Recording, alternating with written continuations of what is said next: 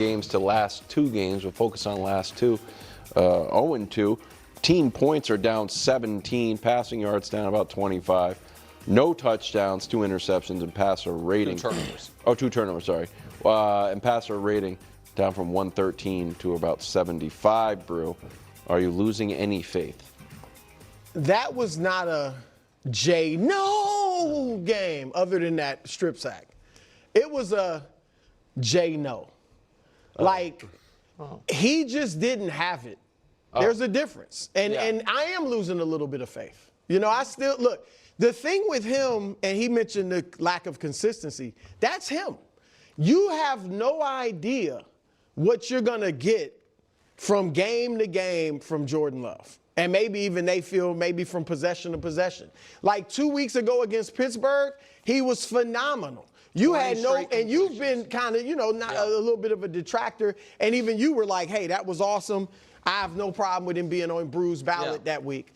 And then the last 2 weeks, he's been bad. And we've seen him be great for half a season and then bad for half a season and vice versa. So they have one problem.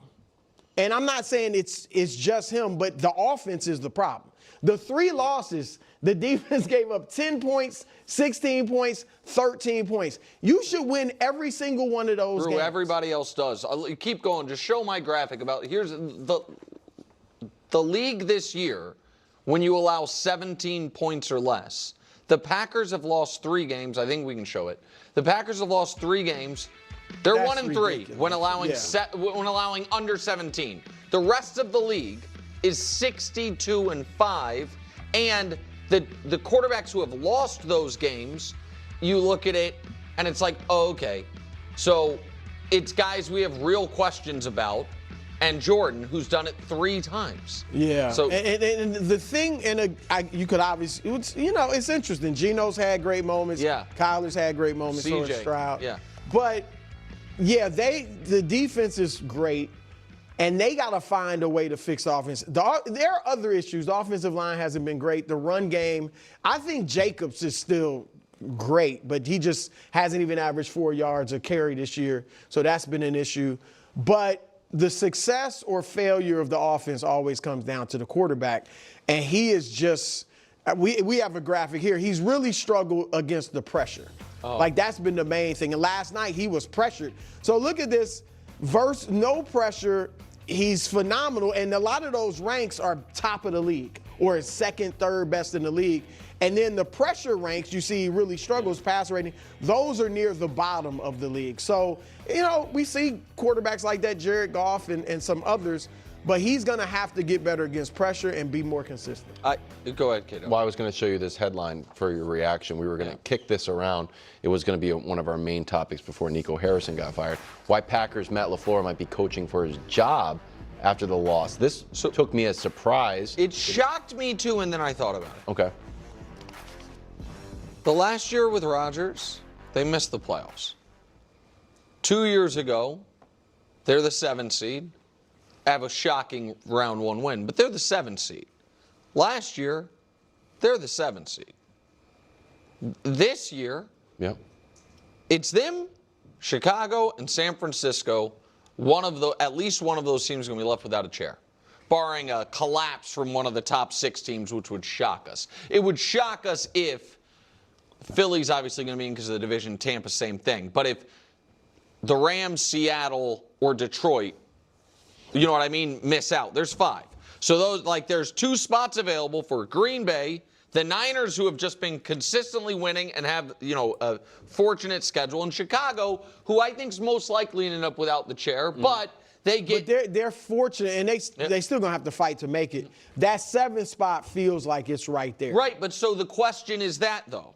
And why I think right, that if they're the 7th seed, if the year Rodgers last year they were the 8th seed, then they go 7 seed, 7 seed, 7 seed, and 2 straight years one and done in the playoffs. When keep in mind the article talks about Gutekunst and LaFleur. Next year would be the last year on their contract, so you either extend or fire. Like, that's how the NFL works. The owner said the leaders don't really believe in lame duck. Right. No. No, being but there no last good year. franchise wants your head coach on it. The Cowboys are the only team that's like, and the Bengals. Yeah. They're like, we'll let them do the final year. So I think that is, and I do think, Brew, I said it the day they traded for Micah. Jordan Love's the most intriguing player in the league. If Jordan Love this year is the 10th best quarterback in football, they can win the Super Bowl. If he's one of the 5 best quarterbacks in football, they should win the Super Bowl with that defense. Right now, he hasn't been one of the 10 best. No. I don't know if we can say that.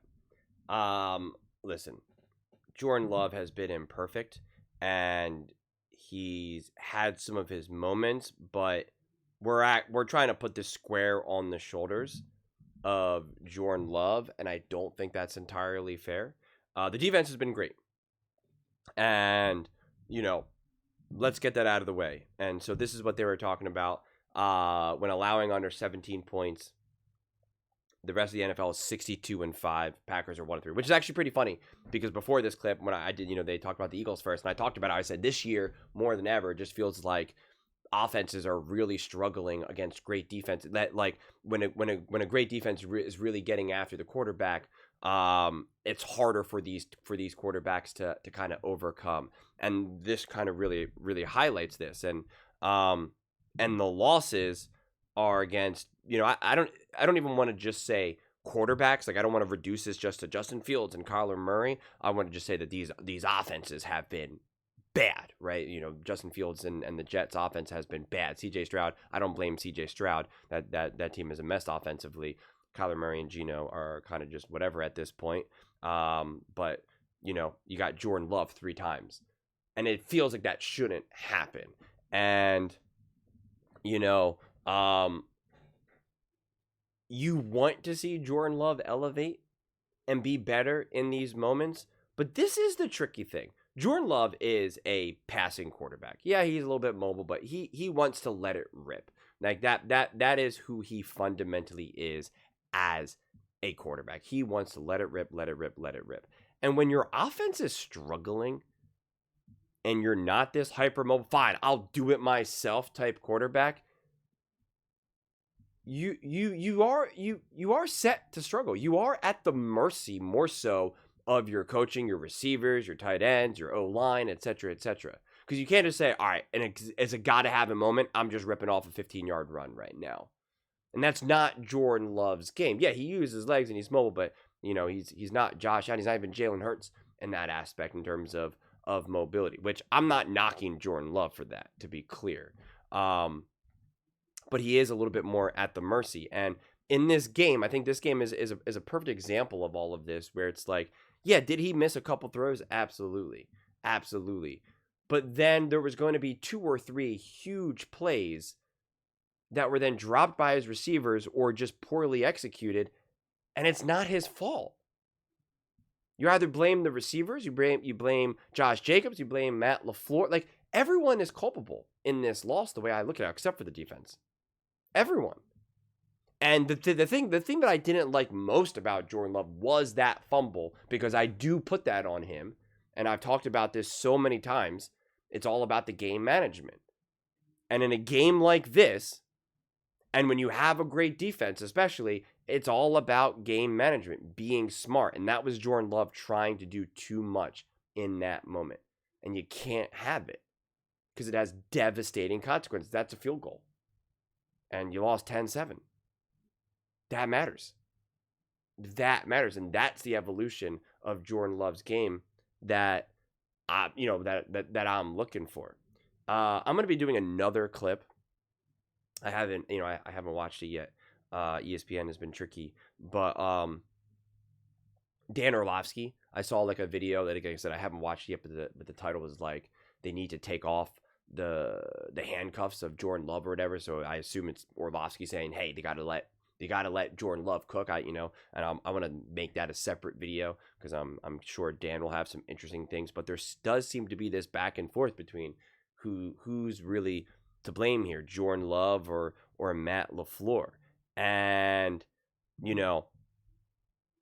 there are talks about Matt LaFleur coaching for his job. I'm not so sure that that's the move either, but you are at a bit of a crossroads here, Because if Matt LaFleur is a great coach and Jordan Love is a great quarterback, why are they not consistently great together? And using Matt LaFleur's track record, I don't know if that's fully fair. Because the final year with Aaron Rodgers, Nick kept saying that Aaron Rodgers is not good, Aaron Rodgers is not good, Aaron Rodgers is not good.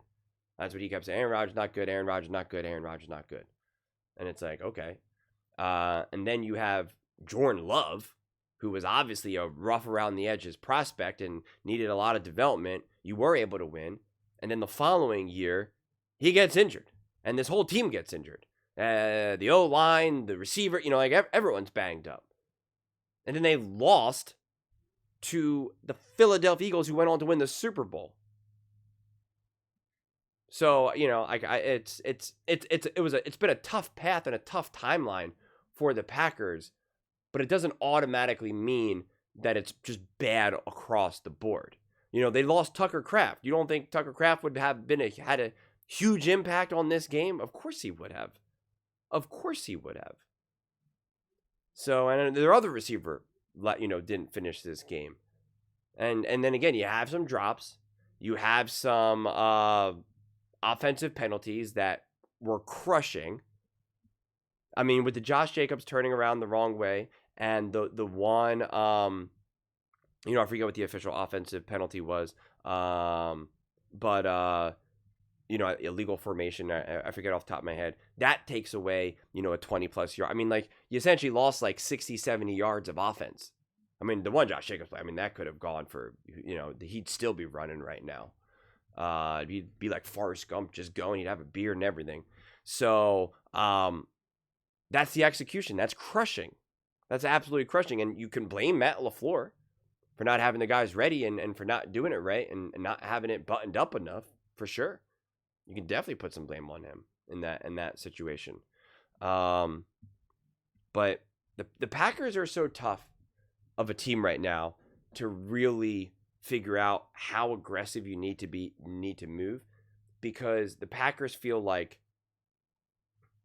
they're just so close to just unlocking it. It's like a movie or a show or a game or whatever, where you have I don't know, this is going to be the most absurd example, where you just I'll just use a Thanos example with the stones or whatever, the Infinity Stones. It's they're just seemingly just one stone away from having that moment when Thanos is just like this, and they're I don't know, you see electricity kind of surge through his body, and he's like, oh my god, I got the gauntlet.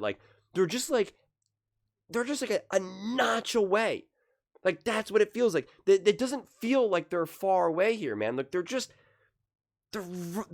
right there. So that's what I'm trying to say. It's just they just need this team to be 5% better to get 80% more production. That's honestly what it feels like to me.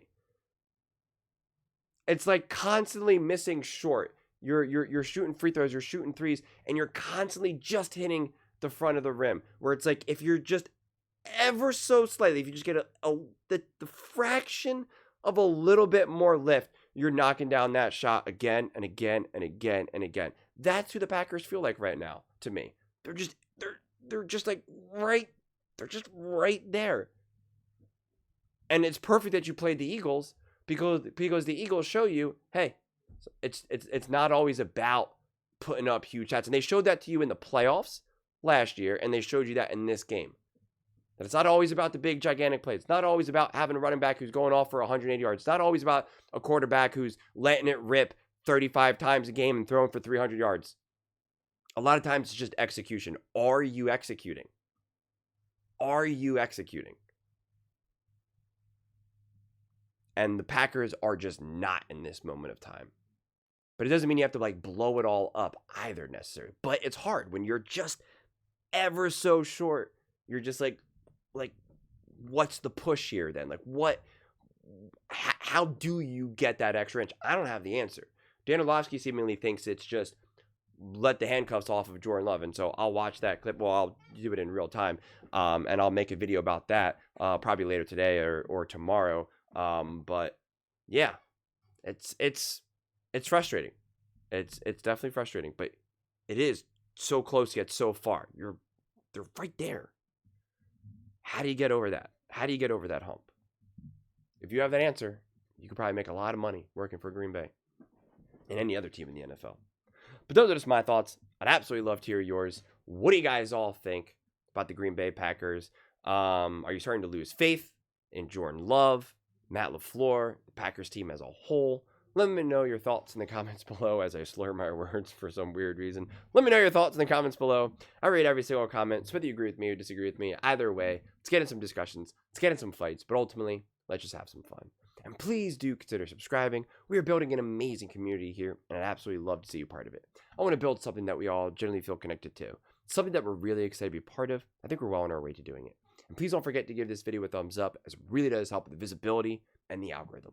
Thank you so much. See you next time.